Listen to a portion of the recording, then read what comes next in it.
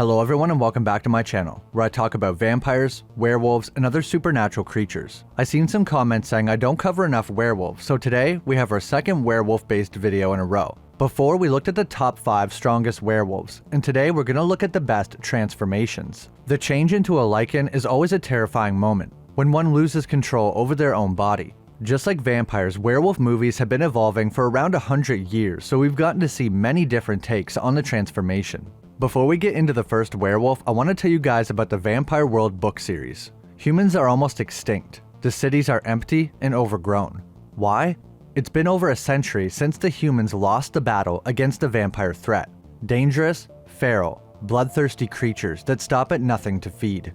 The remaining humans' only place of safety is an airship they live on. It flies with the planet's rotation and always stays in the sun for safety. More and more people on the ship want to reclaim Earth, but they have no idea how dangerous it is. If you're interested in reading or listening to the Vampire World book series, they're available on Audible and Amazon/Kindle. The series is also part of Audible Premium and Kindle Unlimited, so if you have those services, then you can get the book for free. Vampire World has been such a great sponsor on the channel, and I thought they'd be a perfect fit given the topic of the book. One of the authors of the book reached out personally to sponsor some videos because he enjoyed the channel, and I really have been listening to these books and enjoying them, so if you've been considering it, definitely check out the books in the description below.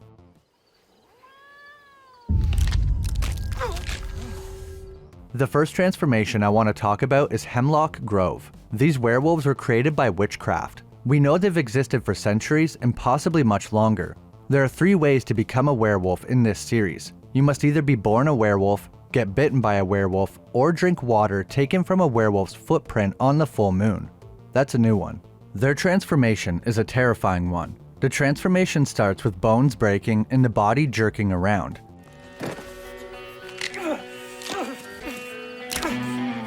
The creators of the show said they wanted it to kinda be like a seizure or muscle spasms. Next, he starts bleeding from his eyes before his eyes actually fall out.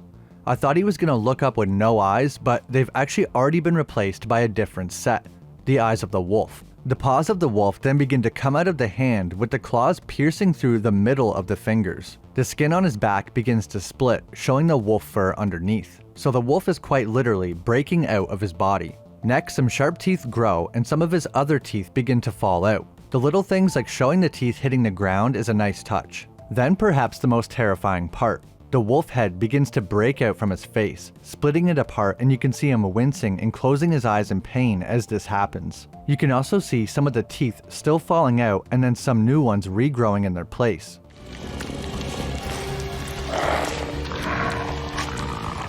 It cuts right from the scene of his face changing to him being fully transformed, so they hit fast forward a little bit. The transformation still takes a long time though. The shots are long and lingering, but it works so well here because you almost want to look away. The final form of the werewolf is basically a large wolf. Sometimes they look more real and other times more CGI. The CG wolves have more humanoid front arms and paws more like a bear than a wolf. We see these ones later on in the seasons. After he fully turns into a werewolf, he begins eating his own flesh off the ground. Jeez. It's like the wolf is inside the person and it breaks out. Similarly, when they turn back, the human breaks out from inside the wolf, with the wolf fur and skin falling away. In one scene where the wolf's head had already manifested, he could still reach his human hand out of the wolf's mouth, kind of signifying that they are actually still inside the wolf. These werewolves can take their werewolf form at any time they want, but they usually only do so on a full moon. It doesn't matter if it's night or day, as long as it's a full moon. Full moon cycles usually last a few days of the month. Their werewolf form is directly impacted by the moon. If the moon is fuller, then their werewolf form will be bigger. So if they can transform whenever they want, why don't they?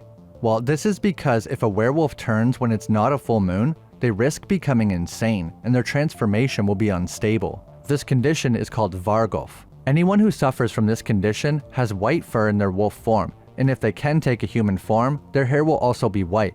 Some say it's due to the stress of their condition. I think this transformation is great, and I enjoyed the use of CGI, but still having all these practical elements to help sell it. Even parts of the mouth and the wolf hand were practical. I've seen other people say this around the internet, but I wish the final wolf form was a little bit more impressive than just a wolf. But like I said before, some of them are more unique in appearance. I'm not saying wolves don't look cool, I'm just saying after such a unique transformation, I was expecting an equally unique werewolf. But it's still awesome. That's why it's in the video. Even if the effects are great, I think the actor really needs to take it over the top to make it believable. I couldn't find anything confirming this, but I think the Hemlock Grove must have been at least partially inspired by the movie Company of Wolves from 1984. The transformation in Company of Wolves is a great example of practical effects. The transformation is depicted as a painful and violent experience, with the character screaming and writhing in agony before the wolf head almost explodes from his head through the mouth. This is very similar to Hemlock Grove, but it could definitely just be a coincidence.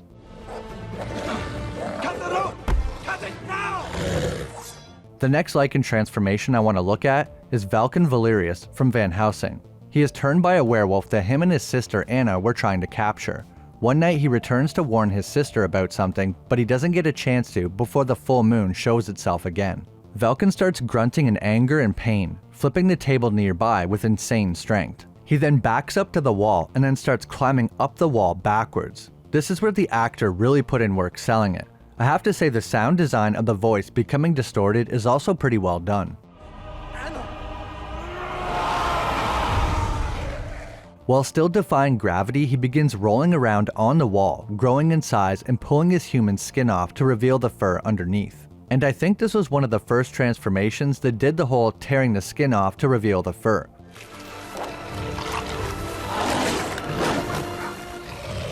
The final form of the wolf is a large humanoid creature covered in fur with a wolf head, standing roughly 8 to 10 feet tall. This movie uses much more of a CGI approach to the werewolves, but I don't think it took away from it. They did their own unique thing and weren't trying to copy anyone. The turn back to human is a little faster, but is basically the reverse transformation, pulling the wolf skin off to reveal the human. ILM did the CGI werewolves in this movie, and considering the age, they are honestly extremely impressive. The movements are very natural, and they stick around on screen for just the right amount of time. Gabriel's transformation later on in the movie is much faster, but the werewolves themselves are some of my favorite. When I went to rewatch the Hemlock Grove transformation on YouTube, one of the top comments said, "I wish the werewolves looked more like the ones from Van Helsing," which I thought was kind of funny. Of nightmares. The big, bad wolf. Next on the list for best transformations is Being Human UK, the television show. I actually just recently made a video about this show if you're interested. These werewolves have one of the best transformations I've seen on television, and possibly one of the best transformations in general. And they're mostly practical, which I like. One thing I've noticed with werewolves in TV is that they usually have one really good transformation that's better than the rest, but Being Human actually has a few good transformations. Although there are multiple werewolves, George's transformations are by far the best because he really sells them. These werewolves turn once a month on the full moon, and usually at the same time of day. This allows George to plan his transformations in advance and prepare so that he doesn't hurt anyone. One of George's first transformations we see is one of the best examples on the show. Later on in the show though, we do get to see some other elements of the transformation that we don't see during the first ones. As soon as the time strikes, George will instantly start feeling excruciating pain as he has a heart attack and his organs begin to shut down. Then his bones begin to break and re-heal. The screams he lets out during the transformation are almost comical, but they're so real it actually made me slightly uncomfortable the first time watching. It's that true scream that you let out when you have no control over it. When he stops screaming, it's not because the pain is gone. It's because his throat and vocal cords are tearing and re-healing. Eyes, sharp teeth, and nails seem to be the first physical changes that we can see. Then his shoulders begin to move and his spine pops out. The head begins to morph from normal into a freaky looking half transformation, and then the snout extends further and he grows hair everywhere. The head changed a little more in the final scene to give us this werewolf reminiscent of Underworld or Dog Soldiers. These werewolves lose complete control of themselves after transforming and have no memory of the horrible things they do. The practical effects they used look great, and I especially like the spine popping out. That was cool. The nails growing out of the end of the finger was also a nice effect, and it reminded me of another movie on this list. What's happening to me? George once sedated himself with sleep medication so that when he turned into a werewolf, he would just sleep and wouldn't have to worry about hurting anyone. This didn't work though. It led to him acting much more uncontrollable for the rest of the month and having violent outbursts. Because as George says, the wolf feels cheated. He sedated himself, so the wolf never got to run free. Like a dog you keep inside too long, it will begin to get restless. So if you don't let the wolf have its time in the light, it will almost begin to take over the human side. They can only turn on a full moon, but one werewolf managed to do a half transformation to save someone. But it led to them dying because in order for werewolves' healing abilities to kick in, the transformation must fully complete. And like I said earlier, these werewolves suffer from heart attacks and organ failure during the transformation. We never really see a transformation back into human form though. We usually just see the werewolves waking up already back in human form.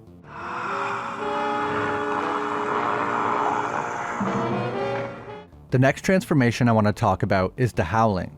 I've talked about Rick Baker before, but when it comes to special makeup effects in Hollywood, one name that stands above the rest is Rick Baker. Baker is a legendary special effects artist who has been responsible for some of the most iconic makeup effects in movie history, particularly when it comes to werewolves. In 1981, he worked on a movie called The Howling. Unlike many other werewolf movies where the transformation happens quickly, The Howling takes a much more gradual approach and begins with the werewolf's eyes, which start to glow with an eerie light, followed by their teeth, which grow and become more prominent. The werewolf's fingers elongate and its nails turn into claws, while its skin ripples and transforms into fur. The transformation scenes were also done using a variety of techniques including stop-motion animation, puppetry, and even air bladders to simulate the werewolf's changing features. The Howling remains one of the most influential werewolf movies of all time, but Rick Baker ended up only being a special makeup effects consultant on The Howling, because he left the production of The Howling to work on another movie, American Werewolf in London. The werewolves in The Howling were actually created by effects artist Rob Bottin, who is responsible for The Thing and Total Recall. He came into the production after the original artist Rick Baker left for American Werewolf in London. Well, what's that star on the wall for? The werewolf transformation scene from An American Werewolf in London is considered one of the most iconic and groundbreaking scenes in horror movie history. Directed by John Landis and released in 1981, the film follows two American tourists, David Kessler and Jack Goodman, who are attacked by a werewolf while backpacking in England. The movie is considered by most to have the quintessential werewolf transformation: good actor, good direction, and the best special effects. David is turned into a werewolf when him and his friend are attacked one night hiking through England. Jack is killed, and David becomes infected with the werewolf curse. The transformation starts extremely quick. 1 second he's peacefully reading a book, and then suddenly he begins suffering excruciating pain. He grabs onto his head and says that he's burning up, which explains why he takes his clothes off. The transformation must cause a rapid rise in body temperature. He looks at his hand and it grows and stretches while we hear cracking and other noises I can't even describe.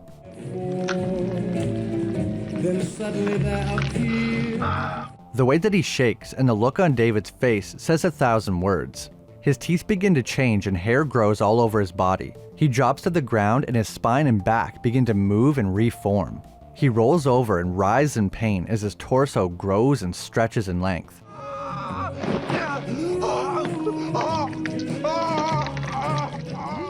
I usually don't like when people look at the camera, but this part where David looks at the camera is like he's begging the audience for help.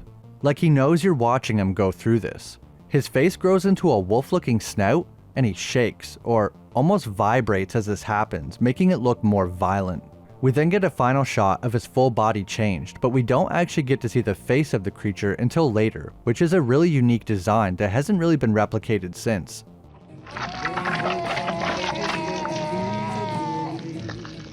One of the most impressive effects used in the movie is the animatronic head that was created for David's final werewolf form. The head was operated by several puppeteers, and the resulting movement and expressions were incredibly lifelike and convincing. Another key element of the transformation scene is the use of prosthetics and makeup. Baker used a combination of foam latex, air bladders, and other materials to create the illusion of David's body changing shape in real time. The makeup was applied in layers, with each stage of the transformation requiring a whole new set of prosthetics. I mentioned this in my video about American Werewolf in London, but I love the choice of music for this scene. It's kind of off-putting in a way to have this nice calm music juxtaposed against one of the most horrific transformations ever. The lack of epic or stereotypical creepy music adds to the realness of the scene. The effects and acting of David Naughton were so good that they spoke for themselves.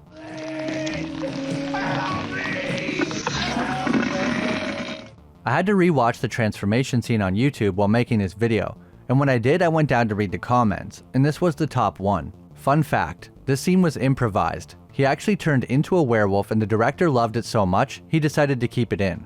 That's a great comment.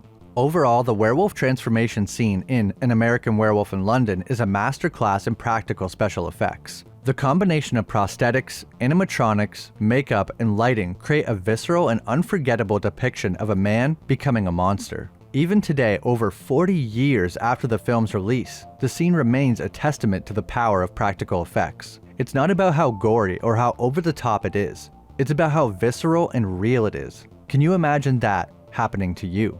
American Werewolf in London is definitely what I would consider the best werewolf transformation, but there is a couple honorable mentions that I would also like to talk about.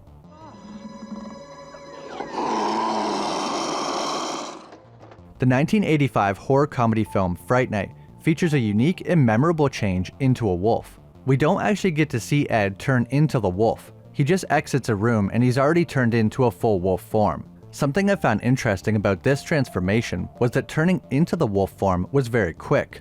Ed enters a bedroom and then exits the room looking like a real wolf with red eyes. It's actually his transformation back into a human that is long and excruciating. He tries to jump at Peter but ends up getting impaled in the heart area by a piece of wood. When Peter goes downstairs, he witnesses Ed's foot reverting back to a humanoid form. Then his hands as well. We see Ed stuck in some kind of horrific half transformation, wheezing in pain. The acting and sound design during this part are perfect. Even though what you're seeing is horrifying, you can't help but feel bad for Ed when he reaches out for Peter Vincent. He is just a kid in high school after all. After this wolf-like form, we see him in a mostly human form other than his head before he is fully human again. How does a vampire have one of the best wolf de-transformations? Like I said before, I think it's cool they focused more on the transforming back into a human rather than into a wolf. Peter having tears in his eyes and not knowing what to do as Ed suffers is a great scene. The TV star forced to become a real vampire hunter. Stephen Joffreys, who played Evil Ed, managed to convey a range of emotions from confusion to fear to intense pain, even through the prosthetics.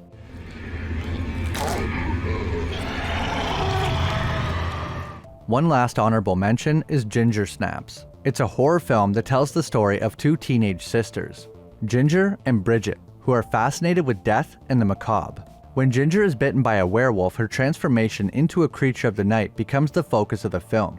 The transformation is a slow one that takes place throughout the movie.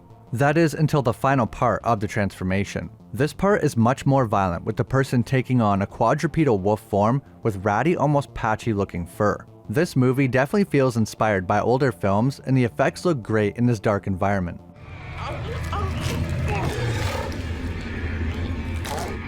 So what do you guys think is the best werewolf transformation?